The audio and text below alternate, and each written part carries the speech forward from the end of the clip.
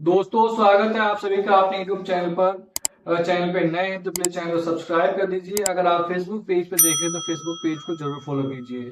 तो आज हम बात करने वाले हैं कांग्रेस पार्टी की। जी हाँ, कांग्रेस पार्टी मिशन महाराष्ट्र में जुट चुकी है और शीर्ष नेतृत्व के साथ महाराष्ट्र के नेताओं का बैठक हुआ है और बैठक में कई प्रकार की बातें सामने उभर करके आई है। साथ ही साथ कांग्रेस पार्टी के शीर्ष नेतृत्व ने स्थानीय नेतृत्व को या नेताओं को सख्त हिदायत जारी किया है कि वो बयानबाजी से बचे, यानी अपने आप को चीफ मिनिस्टर घोषित करने से बचे। चीफ मिनिस्टर बयान पे किसी प्रकार का कोई बयान देने से बचने को कहा है कांग्रेस पार्टी और हाईकमान ने।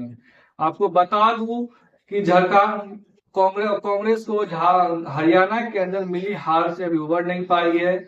उसको लेकर के या उसके सीख लेते हुए कांग्रेस पार्टी ने मिशन महाराष्ट्र के लिए तैयारियां शुरू कर चुकी है और कांग्रेस पार्टी ने अपने नेताओं को सख्त हिदायत देते हुए कहा है कि अति आत्मविश्वास में नहीं जाना है, ज्यादा लापरवाही नहीं करनी है। कांग्रेस पार्टी को लगातार आपको मजबूत करने हैं। उन्होंने हिदायत ये भी दिया कि अति आत्मविश्वास और लापरवाही की वजह से आपने हरियाणा का रिजल्ट देख ही लिया है, तो ज्यादा अति उत्साही नहीं होना है, अपने एरिया में लगातार सक्रिय रहना है और किसी भी प्रकार के अनर्गल बयान से बचना है। यानी चीफ मिनिस्टर को लेकर के लगातार मीडिया वाले सवाल कर रहे हैं कि कौन फेस होगा, तो उन्होंने कहा कि इस तरह के बयानों से बचे जिसकी वजह से गठबंधन में दूसरी पार्टियां असहज न हो।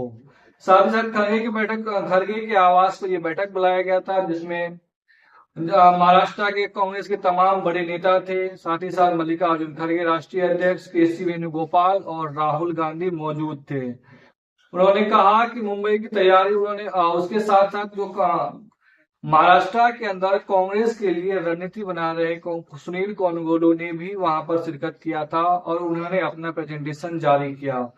उन्होंने कहा, समझाया कि राज्य के अंदर जातिगत समुदाय विभाजन के बारे में जानकारी दिया। उन्होंने कहा कि किस सीटों पर, हर एक सीटों पर कांग्रेस पार्टी इस बार फूक फूक के कदम रखना चाहती है, जातिगत समीकरण को साधना चाहती है ताकि किसी प्रकार का कोई दिक्कत ना हो।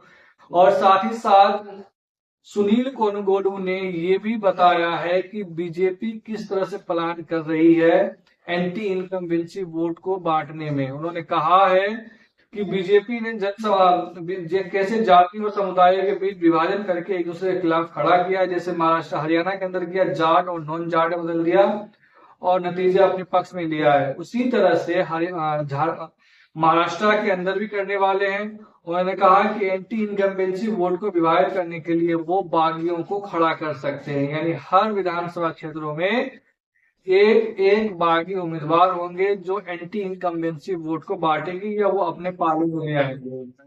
साथ ही साथ गठबंधन को एकजुटता में ख्याल रखते हुए कांग्रेस पार्टी ने सभी नेताओं को हिदायत दिया है कि सीएम चेहरे पर सवाल यही देना है कि अगर कोई सीएम चेहरे पर सवाल करता है तो जवाब ये देना है कि सीएम चेहरा हमारा एनडीए है, यानी महाविकास अघाड़ी है।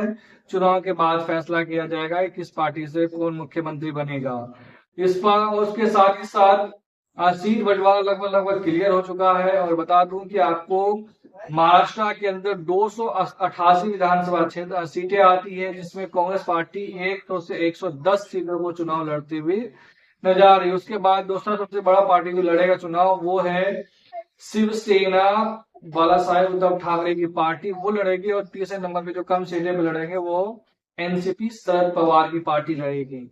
और उसके साथ ही साथ सुनील कोनगोडू ने कहा कि क्या क्या मुद्दे होने चाहिए, तो मुद्दे भी यहाँ पर दिया गया सामने के भ्रष्टाचार, लचर कानून व्यवस्था, बेरोजगारी, ये इस तरह के मुद्दों पर चुनाव लड़ा जाएगा। साथ ही साथ तीनों पार्टियां मिल करके एक समान मैनिफेस्टो जारी करेगी, यानी महाविकास अघाड़ी की तीनों पार्टी एक साथ बैठेंगे और मिल करके एक मैनिफेस्टो जारी करेंगे। और महिला सुरक्षा, कानून व्यवस्था और बेरोजगारी, इस तरह के मुद्दे जो है वो महाराष्ट्र चुनाव में अहम होंगे। साथ ही साथ मराठा आरक्षण को भी जोड़ा जाएगा। तो तमाम तरह के मुद्दों पे बातचीत हुई और नेताओं को साफ साफ हिदायत दिया गया कि आप अपने क्षेत्र में जो है जाके सक्रिय से काम करें और किसी दूसरी बातों से कोई भरोसा न करे या अनर्गल कोई बयानबाजी ना करे, खास करके चीफ मिनिस्टर को लेकर के, जिससे गठबंधन के दूसरे दलों को असहज महसूस हो। तो मुझे लग रहा है कांग्रेस पार्टी के पास, जहां हरियाणा के अलावा दूसरा ऐसा राज्य है जहां पर उसके पास मौके हैं, अगर सही तरीके से लड़ते हैं, एकजुट होकर के लड़ते हैं, वहां पर नेता सीएम की लड़ाइयां नहीं हो, तो मुझे लग रहा है कि यहाँ पर कांग्रेस पार्टी जीत सकती है अच्छे खासे मार्जिन से। अगर वही गुटबाजी अगर हरियाणा जैसा रहा तो मुझे लग रहा है कि यहाँ पर भी हराना उतना आसान नहीं रहेगा कांग्रेस पार्टी को। आपको क्या लगता है कि इस बार हरियाणा के अंदर, सॉरी महाराष्ट्र के अंदर किस पार्टी की सरकार आएगी, महायुति यानी एनडीए गठबंधन या फिर इंडिया गठबंधन का? आप हमें जरूर कमेंट करके बता सकते हैं। चैनल पे नए हैं, चैनल को सब्सक्राइब कर दीजिए। वीडियो अच्छी लगी तो जरूर कमेंट करके बताएगा। धन्यवाद।